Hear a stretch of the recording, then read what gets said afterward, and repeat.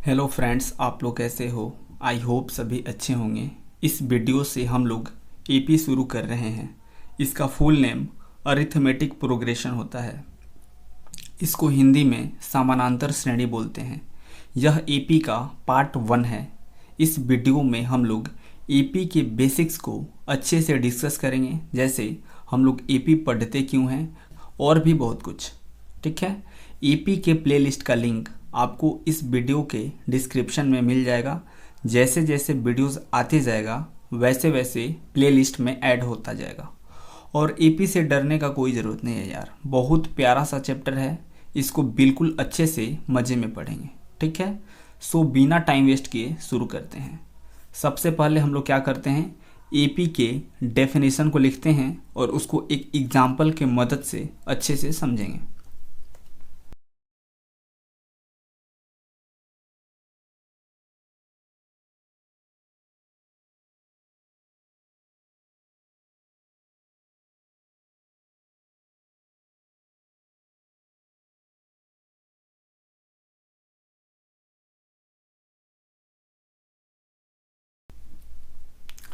Definition आपके सामने है, इसको पढ़ते हैं।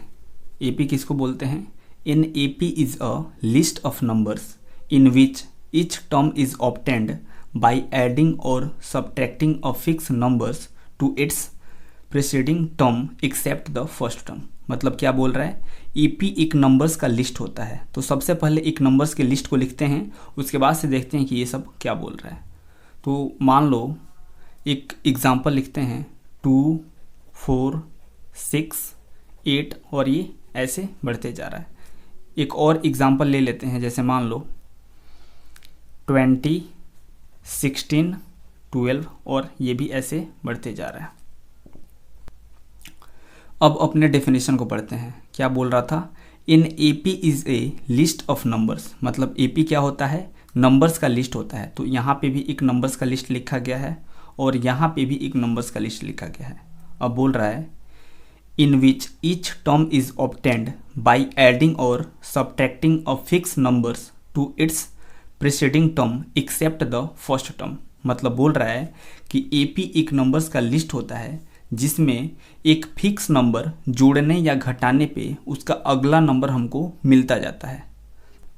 तो आप बताओ कि 2 से 4 कैसे आया होगा?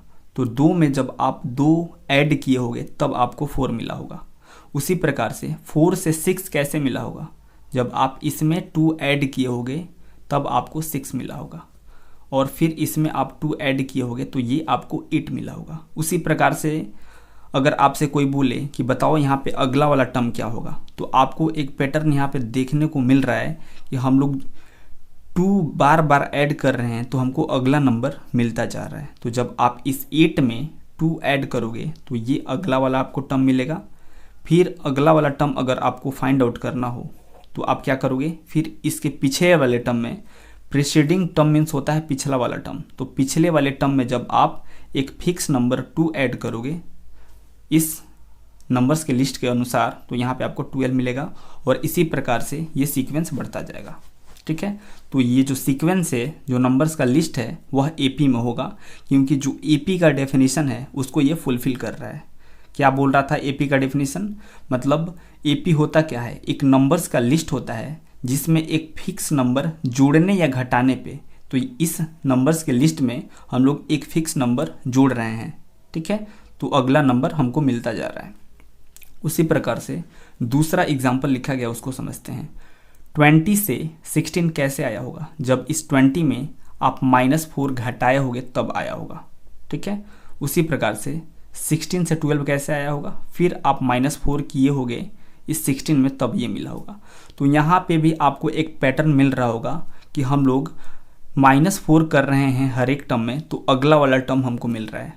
अब आपसे कोई पूछे कि आप यहाँ का टर्म बताओ कि क्या होगा, तो आपको तो पैटर्न दिख गया है कि -4 करने से अगला वाला टर्म आते जा रहा है। तो आप इस पिछले वाले टर्म में यानी 12 में -4 करोगे तो अगला वाला टर्म आपको 8 मिलेगा।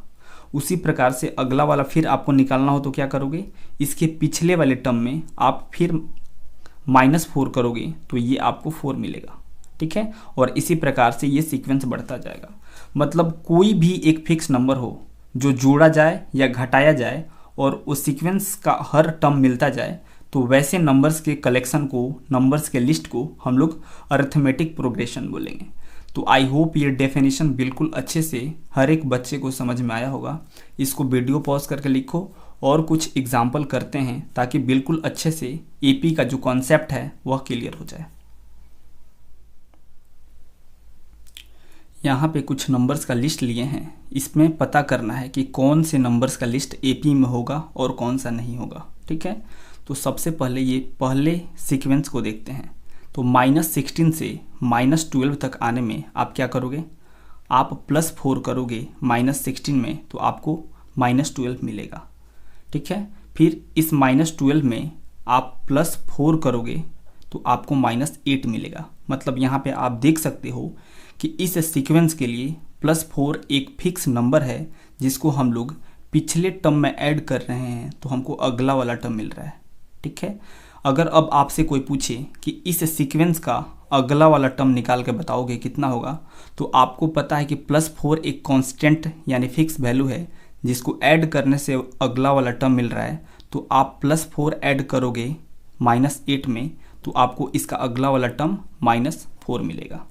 फिर इसका अगला टर्म निकालना होगा तो फिर आप 4 ऐड करोगे पिछले टर्म में तो आपको 0 मिलेगा। फिर अगला निकालना होगा तो क्या करोगे, इस 0 में +4 करोगे तो आपको 4 मिलेगा और ये सीक्वेंस ऐसे ही बढ़ता जाएगा। यानी ये जो पहला नंबर्स का लिस्ट था वो एपी में होगा। ठीक है, तो इसके लिए यस लिखते हैं कि यस ये एपी में होगा। अब थोड़ा दूसरे नंबर्स के लिस्ट को चेक करते हैं। 3 से 4 तक आने में आप क्या किए हो, +4 किए हो। 7 से 10 तक आने में आप क्या किए हो, +3 किए हो। और 10 से 4 तक आने में 14 तक आने में आप फिर +4 किए हो। तो अगर आप ध्यान से एब्जॉर्व करोगे तो यहाँ पे आप फिक्स नंबर ऐड नहीं कर रहे हो। यहाँ पे इन दोनों के बीच आप 4 ऐड किए हो, इन दोनों के बीच आप 3 ऐड किए हो। यहाँ पे फिक्स नंबर ऐड होता हुआ दिखाई नहीं दे रहा है, तो यह जो नंबर्स का लिस्ट होगा वह एपी में नहीं होगा। तो क्या लिखोगे, नो, मतलब एपी में नहीं है। ठीक है, अब थोड़ा तीसरे एग्जाम्पल को देखते हैं। -2 से -6 तक आने के लिए आप 4 घटाओगे तब आप -6 तक आओगे। उसी प्रकार से -6 से -10 तक आने के लिए आपको 4 घटाना होगा। तो यहाँ पे आपको एक फिक्स पैटर्न दिख रहा है कि इस लिस्ट ऑफ नंबर्स को हम लोग -4 घटा घटा के निकाल सकते हैं। तो अगर आपसे कोई बोले कि आप इस सीक्वेंस का अगला वाला टर्म बताओ तो क्या करोगे, आपको फिक्स पैटर्न दिख गया है तो आप -4 क्या करोगे, कर दोगे तो अगला वाला आपको -14 मिल जाएगा। फिर अगला निकालना होगा तो क्या करोगे, आप -14 में फिर आप 4 सब्ट्रैक्ट करोगे तो आपको -18 मिल जाएगा और ये जो लिस्ट है ऐसे ही बढ़ता जाएगा। यानी यहाँ से आप देख सकते हो कि ये जो तीसरा वाला सीक्वेंस होगा ये भी एपी में होगा, तो आप यस लिखोगे। ठीक है, तो आई होप अभी तक तो बिल्कुल अच्छे से समझ में आया होगा कि एपी किसको बोलते हैं और कोई भी नंबर्स का लिस्ट दिया होगा तो हम लोग कैसे पता करेंगे कि वह एपी में होगा कि नहीं होगा। ठीक है, अब इसको अच्छे से वीडियो पॉज करके लिखो। एपी के प्रत्येक नंबर को टर्म्स बोलते हैं। इसको कैसे बोलोगे, each number of an AP is called a term. इसको लिख लेते हैं, each number of an AP is called a term. ठीक है, and a term of an AP is denoted by a small a. इसको भी लिख लेते हैं, a term of an AP is denoted by a. Small a से हम लोग एपी के प्रत्येक टर्म्स को दिखाते हैं। जैसे अगर एक एग्जाम्पल हम आपके सामने लिखें, जैसे मान लो 2, 7, 12, 17 और ऐसे ये बढ़ते बढ़ते मान लो ये 32 तक जा रहा है। ठीक है, तो इसकी मदद से हम लोग समझेंगे। सबसे पहले देखते हैं कि ये एपी है कि नहीं। तो 2 में आप +5 करोगे तो 7 मिलेगा, फिर 7 में +5 करोगे तो 12 मिलेगा, फिर 12 में +5 ऐड करोगे तो आपको 17 मिलेगा। यानी ये तो कंफर्म हो गया कि यह डेफिनेटली एक एपी होगा, बिकॉज +5 एक फिक्स नंबर है जिसको हम लोग हर पिछले टर्म में ऐड कर रहे हैं तो अगला वाला टर्म हमको मिल रहा है, तो ये डेफिनेटली एपी होगा।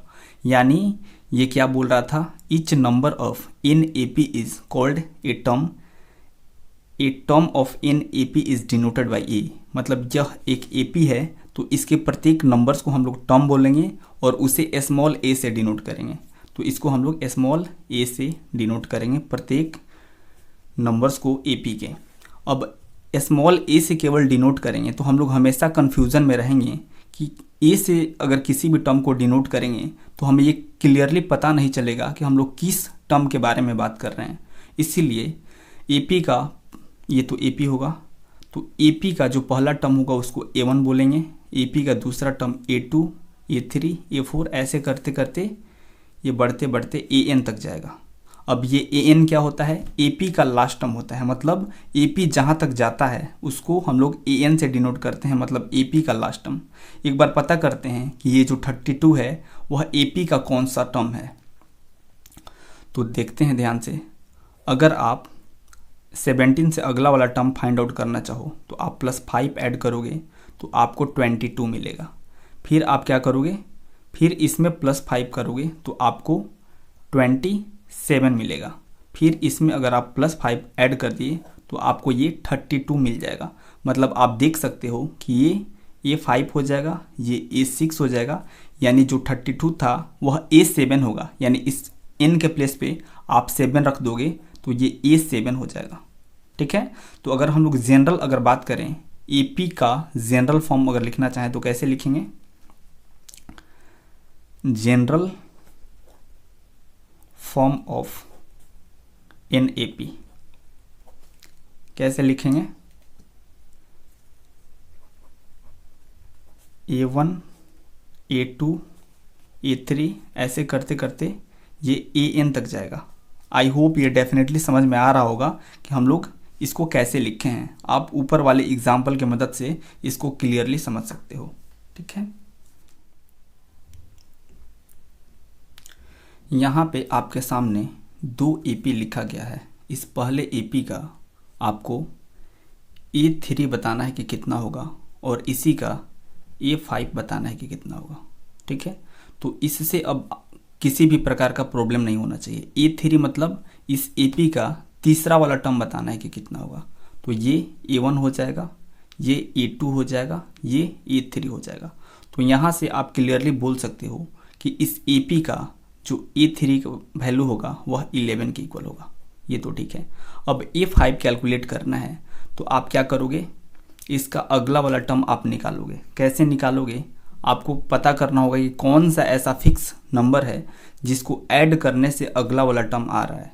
तो आप देखोगे कि 3 में 4 ऐड करोगे तो आपको 7 मिलेगा और फिर 7 में 4 ऐड करोगे तो आपको 11 मिलेगा। ठीक है, तो यहाँ से A4 आएगा। जब इस 11 में आप 4 ऐड करोगे तो ये 15 आएगा और फिर A5 चाहिए तो आप क्या करोगे, यहाँ पे +4 करोगे तो आपको 19 मिल जाएगा। यानी A5 का जो वैल्यू है वह 19 के इक्वल होगा। अगर आपसे बोला जाए आप तो इस एपी का A765 कैलकुलेट करके बताओ, मतलब इस एपी का 765वां टर्म कौन सा होगा, तो क्या आप कैलकुलेट कर पाओगे? तो आंसर होगा बिल्कुल नहीं कर पाओगे। क्यों? सब कुछ पता होते हुए भी आप इस टर्म को कैलकुलेट नहीं कर सकते। आपको एपी भी पता है, इस एपी में कौन सा फिक्स नंबर बार बार ऐड करने से अगला वाला टर्म आते जा रहा है ये भी पता है, फिर भी आप इसको कैलकुलेट नहीं कर सकते हो। तो इसी कॉम्प्लिसिटी को दूर करने के लिए हम लोग एपी पढ़ते हैं। ठीक है, आगे चल के आप general term of an AP पढ़ोगे, उससे जो फॉर्मूला डेराइव होगा उसके मदद से हम लोग किसी भी एपी का कोई सा भी टर्म कितना हो भी कॉम्प्लेक्स हो उसको कैलकुलेट कर सकते हैं। ठीक है, तो हमको पैटर्न दिखेगा, सब कुछ दिखेगा, फिर भी हम लोग नॉर्मली बिना एपी पढ़े इस एपी का ये वाला टर्म कैलकुलेट नहीं कर सकते। राइट, तो इसी कॉम्प्लिसिटी को आसान करने के लिए हम लोग अर्थमेटिक प्रोग्रेशन पढ़ते हैं। तो आई होप हम लोग एपी क्यों पढ़ते हैं इसका आंसर आपको मिल गया होगा। ठीक है, उसी प्रकार से थोड़ा इस एपी को देखते हैं। ये जो एपी आपको दिया गया है, इस एपी का आपको A2 बताना है, A5 बताना है और A76 बताना है, मतलब A76 बताना है कि कितना होगा। तो ये A1 हो जाएगा, ये A2 हो जाएगा, ये A3 हो जाएगा। तो A2 तो आसान है, A2 का वैल्यू -8 हो जाएगा। ठीक है, अब थोड़ा एक बार पता करते हैं कि कौन सा वो फिक्स नंबर है जिसको बार बार ऐड करने से इस AP का अगला वाला टर्म आ रहा है, क्योंकि वो पता चलेगा तभी हम लोग A5 बता सकते हैं, बिकॉज AP में A3 तक का ही वैल्यू हमको गिवन है। तो जब आप -10 में +2 करोगे तब आपको -8 मिलेगा। उसी प्रकार से -8 में +2 करोगे तो आपको -6 मिलेगा। यानी आपको A4 कैलकुलेट करने के लिए A3 में आपको +2 करना पड़ेगा, तो ये कितना मिलेगा, ये आपको -4 मिलेगा। उसी प्रकार से आपको A5 कैलकुलेट करने के लिए A4 वाले टर्म में यानी -4 में +2 करना पड़ेगा, तो ये -2 आएगा। यानी A5 का वैल्यू -2 होगा। फिर आप इसको भी कैलकुलेट नहीं कर सकते हो, बिकॉज इसको कैलकुलेट करने के लिए ऐसे करते करते आपको 76 तक जाना होगा, जो पॉसिबल नहीं है। तो जब हम लोग general term of an AP पढ़ेंगे बिल्कुल अच्छे से, तो इतने से कॉम्प्लेक्स टर्म को भी आप बहुत आसानी से कैलकुलेट कर सकते हो। ठीक है, तो आई होप यहाँ तक किसी भी बच्चे को कोई प्रॉब्लम नहीं होगा, सब कुछ बिल्कुल अच्छे से समझ में आया होगा।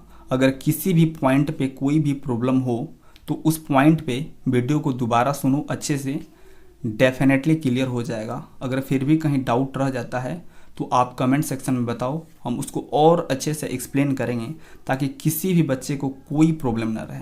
राइट, ओके, देन मिलते हैं नेक्स्ट नए वीडियो में। तब तक के लिए have a good day, take care, bye.